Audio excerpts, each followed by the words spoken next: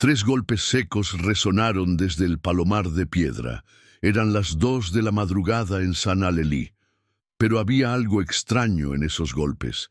Venían de una habitación que según los planos oficiales no existía. Una habitación ciega, sin ventanas, que llevaba 9 años sellada en silencio. Te voy a contar la historia real de lo que pasó cuando un agrimensor de la corona llegó a medir linderos y descubrió que los mapas mentían. Vas a entender por qué las mujeres del pueblo rompieron su pacto de silencio y cómo una llave de hierro forjado cambió para siempre la versión oficial de los Castañeda. Al final sabrás la verdad sobre esa habitación y por qué nadie se atrevía a abrirla. Esta historia contiene referencias a situaciones de encierro y violencia doméstica que pueden resultar perturbadoras. La relatamos con respeto hacia las víctimas y con el propósito de honrar a quienes encontraron valor para romper el silencio.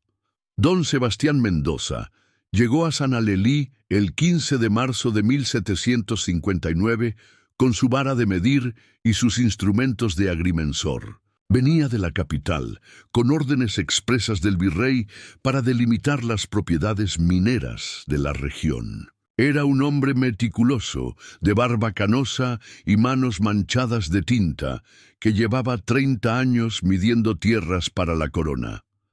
San Alelí se extendía en una hondonada entre cerros rocosos, con calles empedradas que bajaban serpenteando desde la iglesia hasta el mercado central. Las casas de adobe se apiñaban alrededor de 3 plazoletas conectadas por senderos de piedra volcánica. Desde la entrada del pueblo, el camino principal llevaba directo a la casa solariega de los Castañeda, pasando por el barrio de los Arrieros y continuando hasta las bocaminas que perforaban la ladera norte. La familia Castañeda controlaba las minas de plata más productivas de la región.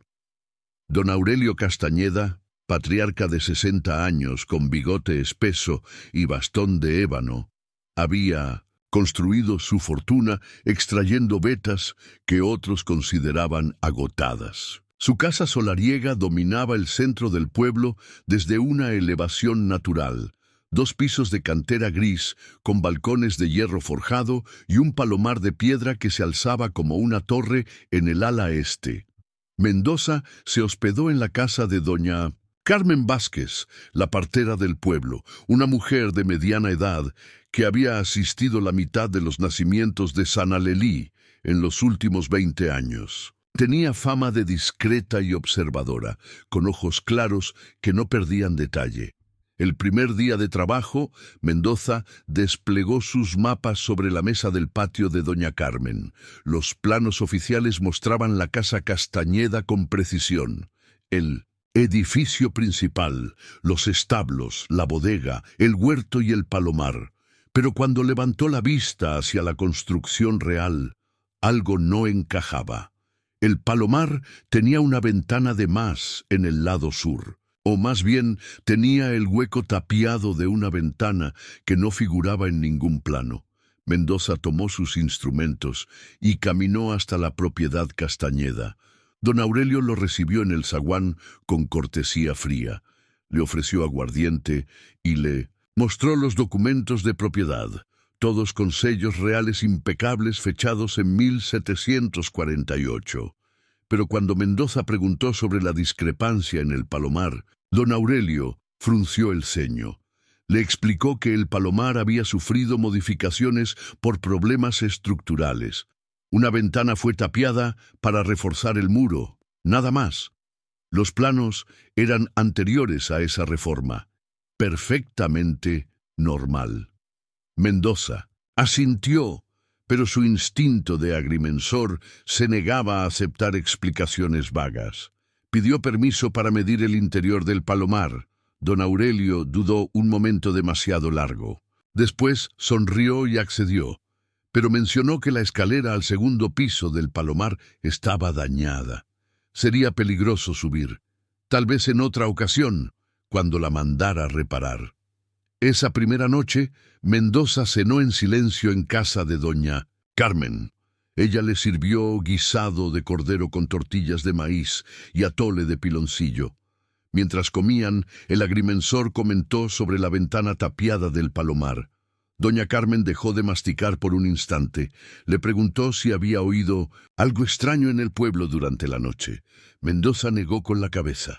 Doña Carmen susurró que a veces, cuando el viento soplaba del este, se escuchaban golpes apagados que parecían venir del palomar. Sonidos que se repetían 3 veces y luego se detenían. Pero era mejor no hacer preguntas. Los Castañeda eran gente poderosa y respetada. Por lo tanto, Mendoza decidió investigar por su cuenta. Al día siguiente, midió el perímetro exterior del palomar con su cadena de agrimensor. 23 varas por 18 varas. Después solicitó permiso para verificar las medidas interiores. Don Aurelio lo acompañó personalmente, charlando sobre las lluvias tardías y los precios de la plata. El primer piso del palomar albergaba, efectivamente, palomas. Cientos de nidos de barro se alineaban en nichos tallados en la pared. El aire olía a guano y plumas húmedas. Mendoza midió 22 varas por 17 varas interiores. Las medidas coincidían, descontando el grosor de los muros.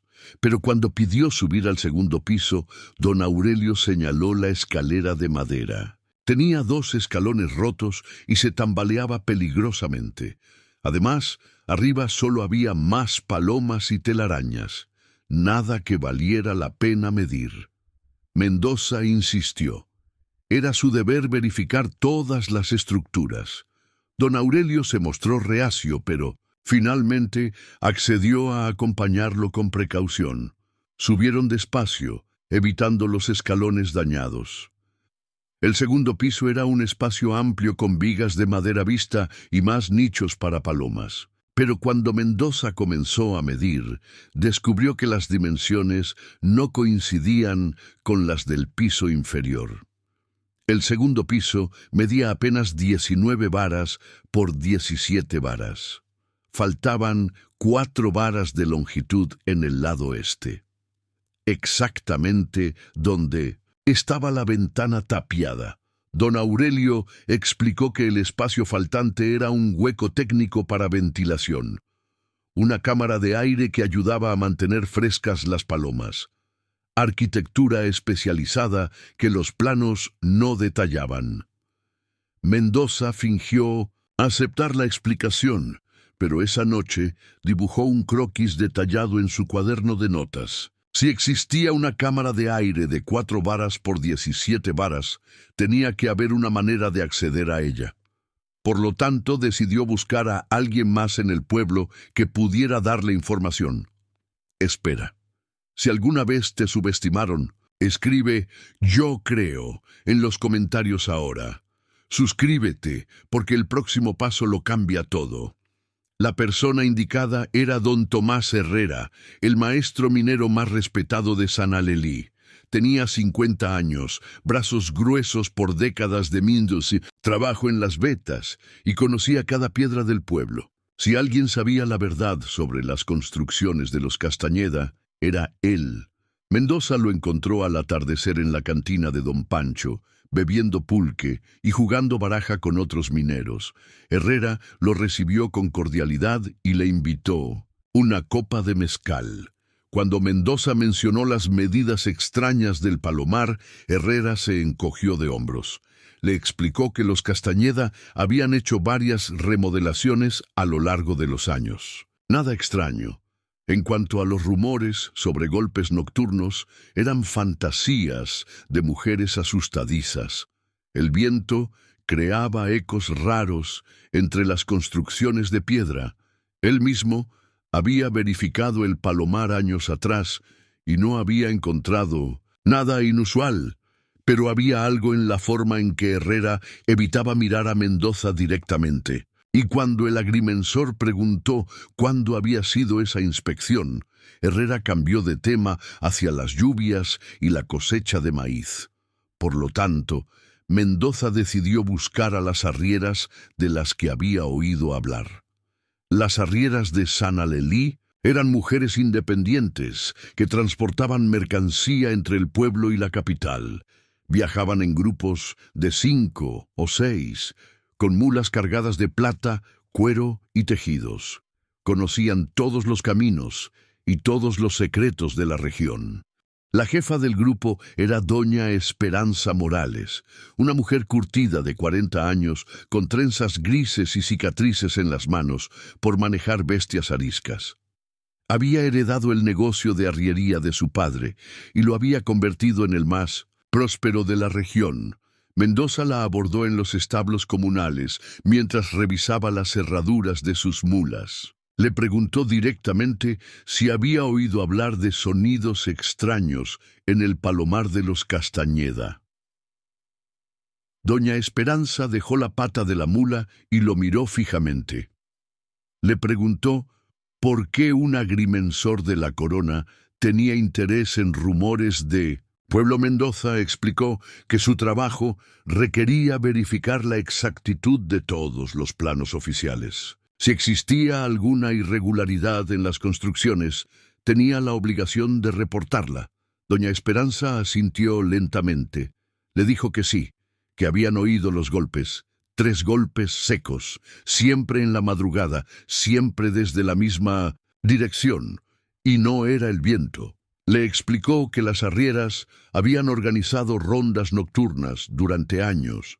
Se turnaban para vigilar el pueblo durante sus estancias, oficialmente para proteger las mercancías. Pero en realidad era para estar atentas a esos sonidos. Por lo tanto, le preguntó si quería acompañarlas esa noche. Mendoza aceptó sin dudar. A las 11 de la noche se reunió con doña Esperanza y otras 2 arrieras en la plaza central. Llevaban rebozos oscuros y caminaban en silencio por las calles empedradas. Se apostaron en diferentes puntos alrededor de la casa Castañeda, manteniendo distancia suficiente para no ser vistas, pero cerca para oír claramente. Esperaron hasta pasada la medianoche. El pueblo dormía en silencio absoluto, apenas roto por el ladrido ocasional de algún perro o el mugido lejano de ganado en los corrales. A las 2:15 de la madrugada se escucharon 3 golpes secos, espaciados por intervalos de 5 segundos. Venían claramente del segundo piso del Palomar, del lado este, donde estaba la ventana tapiada, pero no sonaban como golpes casuales del viento contra la madera. Tenían ritmo intencional, como si alguien golpeara desde adentro tratando de comunicarse. Los golpes se repitieron 3 veces más durante la siguiente hora, siempre con el mismo patrón. 3 golpes, pausa larga, 3 golpes, pausa larga, 3 golpes. Doña Esperanza se acercó a Mendoza y le susurró que esos sonidos se repetían desde 1900. Hacía 9 años, desde 1750, siempre el mismo patrón, siempre a la misma hora, siempre desde la misma dirección. Le preguntó si seguía creyendo que era el viento. Mendoza negó con la cabeza, pero le preguntó por qué las arrieras no habían reportado esto. A las autoridades. Doña Esperanza soltó una risa amarga. Le recordó que don Aurelio Castañeda era la autoridad más poderosa de la región. Controlaba las minas, empleaba a la mitad del pueblo y tenía contactos en la capital que podían arruinar a cualquiera que lo molestara sin pruebas sólidas. Por lo tanto, le sugirió que hablara con las mujeres que realmente sabían la verdad.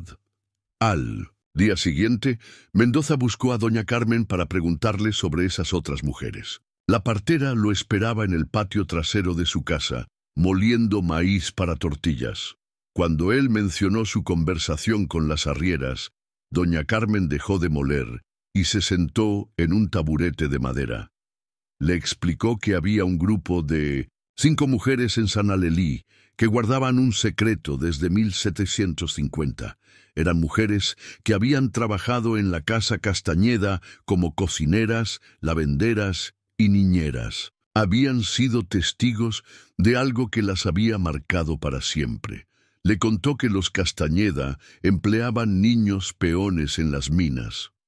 Oficialmente, eran aprendices bien tratados que vivían en barracones cerca de las bocaminas.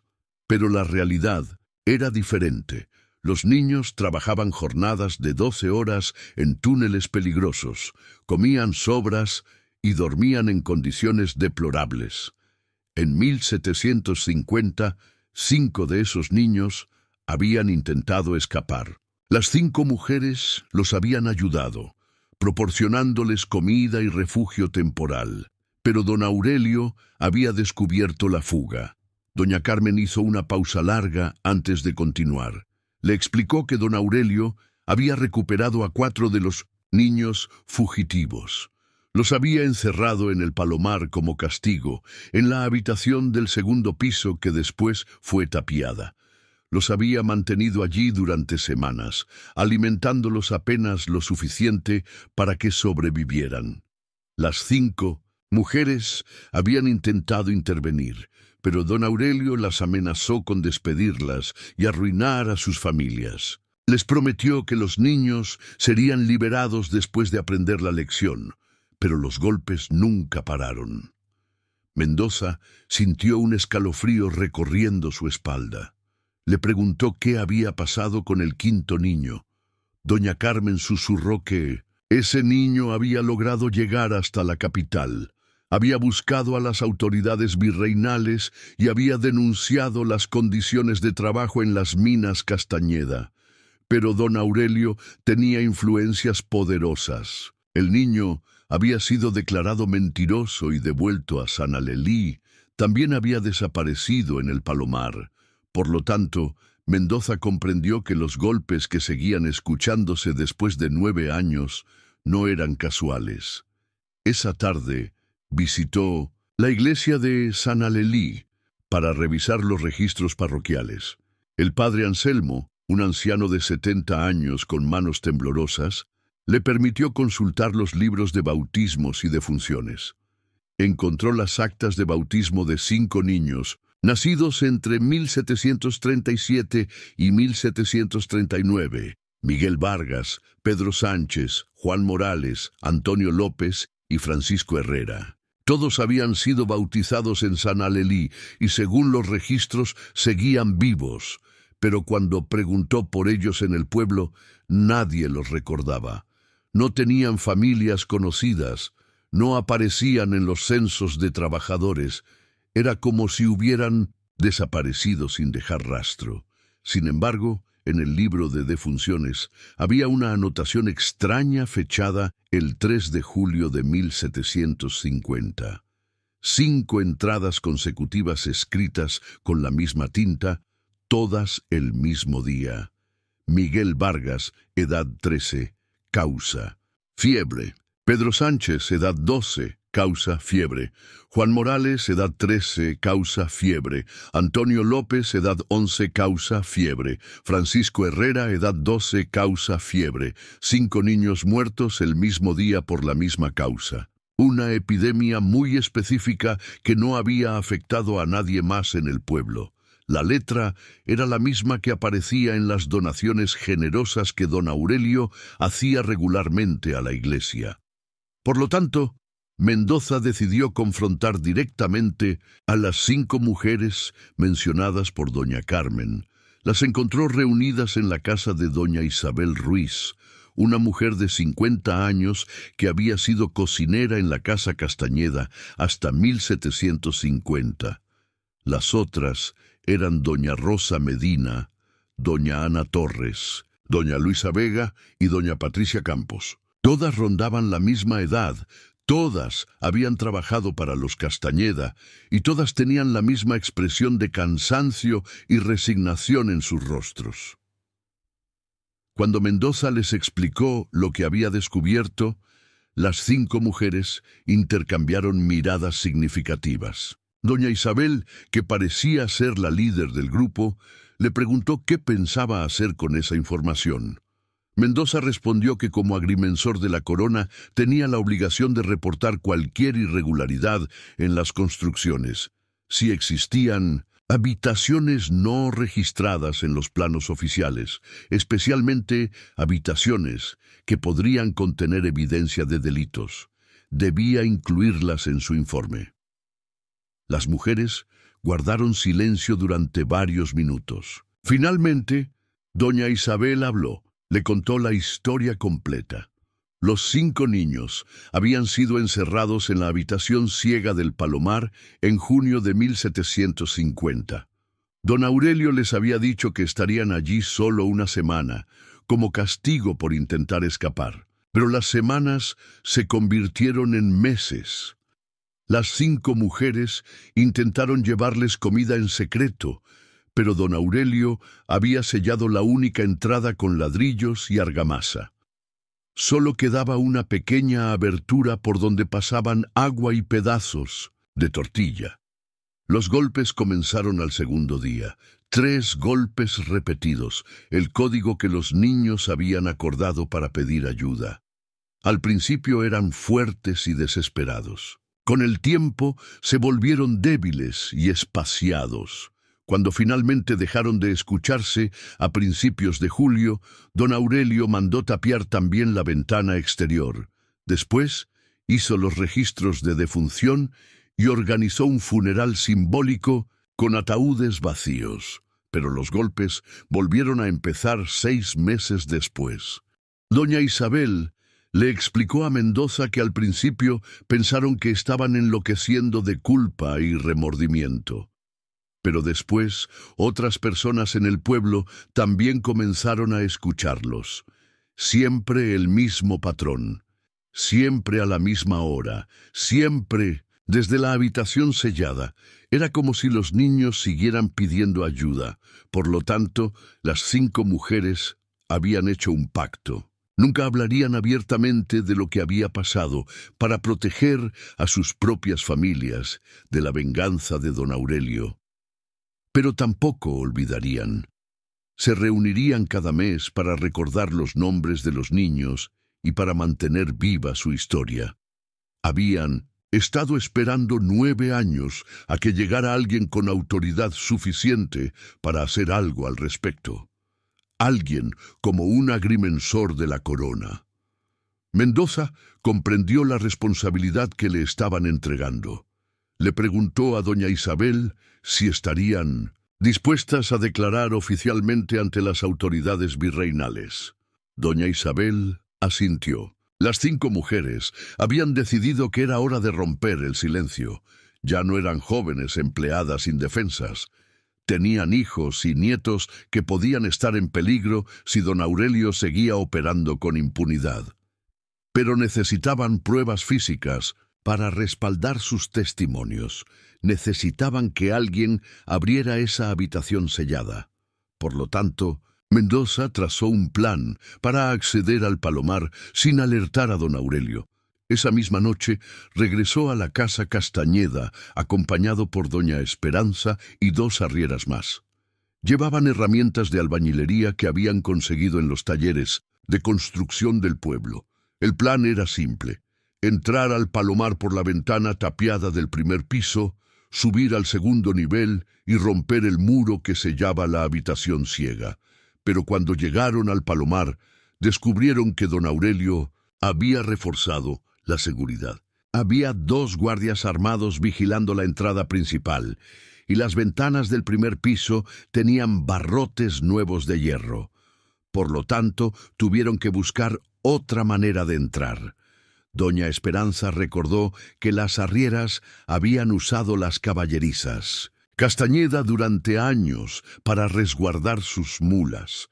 Conocían un túnel de drenaje que conectaba los establos con el sótano de la casa principal. Era estrecho y peligroso, pero podría llevarlos hasta el interior de la propiedad. Entraron por ese túnel a las 3 de la madrugada. Mendoza, doña Esperanza y una arriera llamada doña Mercedes se arrastraron por el conducto de piedra durante casi 100 metros. Salieron en el sótano de la casa, entre barriles de aguardiente y sacos de maíz. Subieron con cuidado hasta la planta baja y se dirigieron hacia el Palomar. Los guardias seguían en la entrada principal, pero habían descuidado la puerta lateral, que conectaba directamente con la casa. Lograron entrar al primer piso del Palomar sin ser detectados. Pero cuando comenzaron a subir la escalera hacia el segundo piso, se encontraron con una sorpresa. Don Tomás Herrera, el maestro minero, estaba esperándolos en el descansillo. Llevaba una pistola en la mano y los miraba con expresión sombría. Les ordenó que se detuvieran y que bajaran despacio con las manos en alto. Mendoza le preguntó qué estaba haciendo allí. Herrera respondió que había sido el guardián de los secretos de los Castañeda durante 9 años. Había sido él quien había sellado la habitación del segundo piso en 1750. Había sido él quien había falsificado los registros de construcción para ocultar su existencia. Por lo tanto, había sido él quien se había encargado de silenciar a cualquiera que hiciera demasiadas preguntas. Herrera les explicó que don Aurelio le había pagado generosamente durante años para mantener el secreto. Pero más importante, le había prometido que los niños habían sido trasladados secretamente fuera del pueblo después de unas semanas de castigo. La habitación sellada solo contenía ropa vieja y herramientas oxidadas. Él mismo había creído esa versión durante años, pero los golpes que seguían escuchándose lo habían comenzado a atormentar. Había venido esa noche para verificar personalmente el contenido de la habitación, para demostrar a sí mismo que no había sido cómplice de algo terrible. Mendoza le propuso que abrieran la habitación juntos. Si realmente solo contenía objetos inofensivos, él retiraría todas sus sospechas y completaría su informe sin mencionar irregularidades. Herrera dudó durante varios minutos. Finalmente, bajó la pistola y accedió. Con herramientas que Herrera tenía guardadas en el palomar, comenzaron a romper el muro que sellaba la habitación ciega. Era un trabajo lento y ruidoso, que los obligaba a parar frecuentemente para escuchar si los guardias se acercaban. Después de 1 hora, lograron abrir un hueco suficiente para pasar. Mendoza entró primero con una linterna de aceite. El olor que lo recibió lo hizo retroceder inmediatamente. Era el olor dulzón y penetrante de la muerte antigua. La habitación medía exactamente 4 varas por 17 varas, tal como había calculado por las medidas exteriores. Pero no contenía herramientas ni ropa vieja. Contenía los restos de 5 niños. Estaban acurrucados en una esquina, abrazados entre sí. Sus ropas desintegradas aún conservaban retazos de tela. Junto a ellos había platos de barro quebrados, restos de tortillas convertidas en polvo y arañazos profundos en las paredes de piedra. En la pared más cercana a donde estaba la ventana tapiada, alguien había grabado 5 nombres con algún objeto punzante: Miguel, Pedro, Juan, Antonio, Francisco. Debajo de los nombres, tallado, con la misma técnica tosca, había un mensaje: «Ayúdanos, por favor».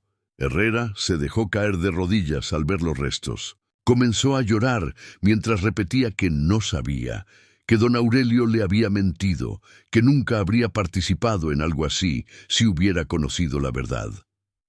Pero doña Esperanza le recordó que los golpes habían continuado durante 9 años, después de la muerte de los niños. Le preguntó cómo explicaba eso. Herrera no tenía respuesta. Por lo tanto, registraron más cuidadosamente la habitación, buscando alguna explicación para los sonidos que seguían escuchándose. En la esquina opuesta a donde estaban los restos, Mendoza encontró algo extraño. Había una losa de piedra ligeramente levantada del suelo.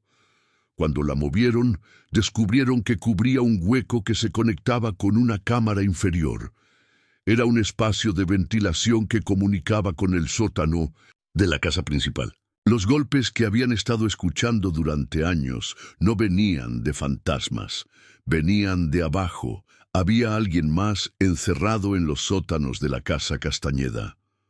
Por lo tanto, bajaron inmediatamente a investigar. En el sótano encontraron otra habitación sellada, esta vez detrás de una pila de barriles de aguardiente que parecían llevar años sin moverse. Cuando los apartaron, descubrieron una puerta de madera con una llave de hierro forjado puesta en la cerradura. La llave tenía grabado el número C1750 y medía exactamente 6 centímetros de largo. Era una pieza de herrería artesanal, con dientes irregulares y el mango decorado con una cruz pequeña. Mendoza giró la llave y abrió la puerta. Adentro estaba María Castañeda. Era la hija menor de don Aurelio, que oficialmente había muerto de tuberculosis en 1751, según los registros parroquiales. Tenía ahora 20 años, el cabello largo y enmarañado, y la piel pálida por años sin ver el sol. Llevaba un vestido desgarrado que alguna vez había sido azul. Cuando vio a los intrusos, se acurrucó en una esquina y comenzó a temblar. Pero cuando reconoció a doña Esperanza, quien había sido su amiga de la infancia, extendió las manos pidiendo ayuda. María les contó su historia con voz quebrada por años de silencio. En 1750 había sido testigo del encierro de los 5 niños peones en el Palomar. Había intentado ayudarlos, llevándoles comida en secreto, pero su padre la había descubierto. Don Aurelio la había castigado encerrándola en el sótano temporalmente hasta que aprendiera a no interferir en sus decisiones. Pero el encierro se había vuelto permanente cuando María se había negado a prometer silencio sobre lo que había visto. Don Aurelio había anunciado su muerte ficticia para evitar preguntas. Durante 9 años la había mantenido encerrada, alimentándola apenas lo suficiente para sobrevivir. Le había dicho que si alguna vez intentaba escapar o pedir ayuda, mataría a las 5 mujeres que habían ayudado a los niños peones. Los golpes que escuchaban en el pueblo eran los suyos. Había estado pidiendo ayuda durante 9 años, esperando que alguien tuviera valor de investigar. Herrera se había convertido en su cómplice involuntario al sellar la habitación del Palomar y mantener el secreto. Pero nunca había sabido que María seguía viva en el sótano. Por lo tanto, Mendoza comprendió que tenía en sus manos evidencia suficiente para destruir completamente a don Aurelio Castañeda. Pero cuando se preparaban para sacar a María del sótano, escucharon pasos pesados en la planta superior. Don Aurelio había descubierto la intrusión. Apareció en la entrada del sótano acompañado por sus guardias armados. Tenía el rostro descompuesto por la furia y llevaba una escopeta en las manos. Les gritó que eran invasores de propiedad privada y que tenía derecho a defenderse, que todo lo que habían visto era mentira fabricada por mujeres histéricas y arrieras resentidas. Pero cuando vio a su hija María, el arma se le cayó de las manos. María se puso de pie y caminó hacia su padre. Le habló con voz clara por primera vez en 9 años. Le dijo que los golpes habían sido su llamada de auxilio, que durante 9 años había esperado que él recordara que era su hija y viniera a liberarla, que nunca había entendido por qué el castigo temporal se había convertido en cadena perpetua. Don Aurelio intentó explicar que todo había sido para proteger a la familia, que si las autoridades hubieran descubierto lo de los niños peones, habrían perdido las minas, la casa, todo el patrimonio familiar, que había sacrificado su felicidad personal para preservar el honor de los Castañeda. Pero María le recordó que los Castañeda ya no tenían honor, que un apellite construido sobre la muerte de niños inocentes no valía nada. Por lo tanto, don Aurelio se derrumbó completamente. Confesó todo ante Mendoza y los testigos presentes. Confirmó que había encerrado a los 5 niños peones en el Palomar como castigo por intentar escapar, que había planeado liberarlos después de unas semanas, pero que los niños habían comenzado a enfermar por las condiciones insalubres.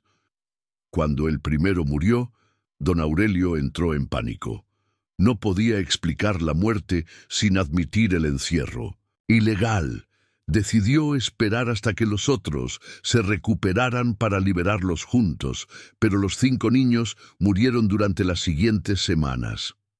Don Aurelio había falsificado los registros de defunción y había sellado la habitación para ocultar la evidencia. Había amenazado a las 5 mujeres testigos para asegurar su silencio. Había sobornado a Herrera para que alterara los planos de construcción. Y cuando su propia hija había intentado exponer la verdad, la había castigado de la misma manera. Mendoza le preguntó por qué había mantenido viva a María cuando había sido capaz de dejar morir a los niños peones.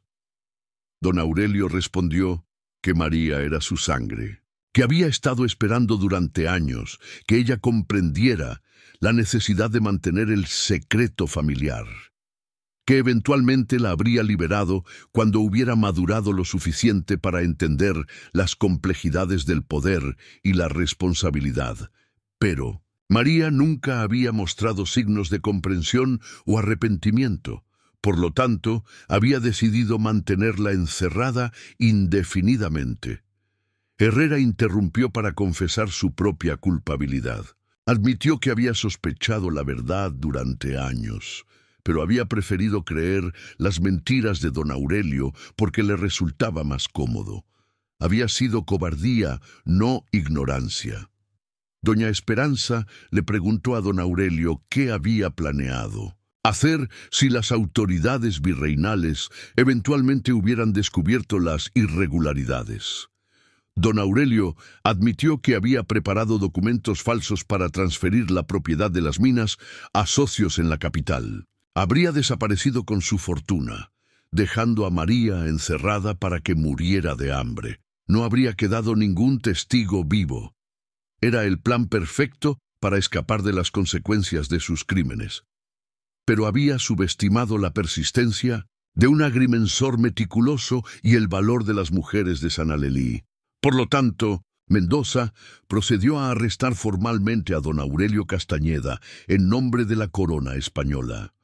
Utilizando la autoridad que le daba su nombramiento real, declaró confiscadas todas las propiedades Castañeda hasta que las autoridades virreinales pudieran investigar completamente los crímenes confesados. Ordenó que María fuera trasladada inmediatamente a casa de doña Carmen para recibir atención médica, que los restos de los 5 niños fueran exhumados formalmente y sepultados con dignidad en el cementerio de la iglesia, que las 5 mujeres testigos fueran puestas bajo protección oficial hasta que pudieran declarar ante un tribunal, y que don Tomás Herrera fuera detenido como cómplice, aunque su cooperación en el descubrimiento de la verdad sería considerada como atenuante. Pero don Aurelio tenía una última carta por jugar. Le recordó a Mendoza que él tenía contactos poderosos en la capital, que un simple agrimensor no tenía autoridad real para confiscar propiedades o realizar arrestos, que cuando sus amigos influyentes se enteraran de esta situación, Mendoza sería el que terminaría en prisión por extralimitación de funciones. Por lo tanto, desafió a Mendoza a llevar el caso a las autoridades superiores. Mendoza sonrió por primera vez en días. Le mostró a don Aurelio un documento que llevaba en su morral desde su llegada a Sanalelí. Era una cédula real fechada el 10 de enero de 1759 que lo nombraba no solo agrimensor, sino investigador especial de la corona con autoridad para investigar irregularidades en concesiones mineras. El virrey había recibido denuncias anónimas sobre condiciones laborales abusivas en las minas de Sanalelí y había enviado a Mendoza con poderes extraordinarios. Las denuncias habían llegado desde la capital por medio de un niño peón fugitivo que había logrado llegar hasta las oficinas virreinales en 1750, un niño llamado Francisco Herrera. Don Tomás Herrera sollozó al escuchar el nombre. Francisco había sido su sobrino menor hijo de su hermano muerto en un accidente minero. Herrera lo había puesto a trabajar con los Castañeda, pensando que tendría mejor futuro que en los túneles. Nunca había sabido que Francisco había logrado escapar y llegar hasta la capital. Había creído la versión de don Aurelio sobre que todos los niños fugitivos habían sido recapturados en los caminos. Francisco había muerto en la capital 2 semanas después de hacer su denuncia, aparentemente por fiebres, pero había alcanzado a proporcionar detalles suficientes para que las autoridades virreinales comenzaran una investigación secreta. Una investigación que había tardado 9 años en llegar a Sanalelí, pero que finalmente había arribado, en la forma de un agrimensor aparentemente rutinario. Por lo tanto, la justicia había encontrado su camino a pesar de todos los intentos de ocultarla. Mendoza completó su informe oficial el 25 de marzo de 1759. Exactamente 10 días después de su llegada al pueblo. Documentó no solo las irregularidades en los planos de construcción, sino también los crímenes asociados con esas irregularidades. Recomendó la confiscación permanente de todas las propiedades Castañeda, la redistribución de las concesiones mineras entre los trabajadores del pueblo y la creación de un consejo de supervisión para prevenir futuros abusos laborales. También recomendó que las 5 mujeres que habían preservado la verdad durante 9 años recibieran compensación económica por su valor y sufrimiento. Don Aurelio fue trasladado a la capital para enfrentar juicio por múltiples cargos de homicidio, secuestro y falsificación de documentos oficiales. Herrera recibió una sentencia menor por su cooperación, pero perdió su posición como maestro minero y fue obligado a realizar trabajos comunitarios durante 5 años. María Castañeda se recuperó gradualmente bajo el cuidado de doña Carmen. Decidió quedarse en Sanalelí y dedicar su vida a ayudar a otros que habían sufrido abusos similares. Las arrieras continuaron sus rutas comerciales, pero ahora también servían como red de comunicación para reportar irregularidades en pueblos mineros remotos. Y los golpes nocturnos en el Palomar finalmente cesaron, pero la historia no terminó completamente ahí. 6 meses después del juicio, Mendoza recibió una carta en la capital. Era de doña Carmen, informándole que habían encontrado otros documentos ocultos en la casa Castañeda. Correspondencia que sugería que don Aurelio había estado operando una red más amplia de explotación laboral en colaboración con otros dueños de minas de la región. La investigación de Sanalelí había sido solo el comienzo. Nadie imaginaba la magnitud real del sistema. ¿Habrías abierto la puerta de esa habitación sellada o esperado a que llegaran refuerzos oficiales? Escribe «abriría» o «esperaría» en los comentarios.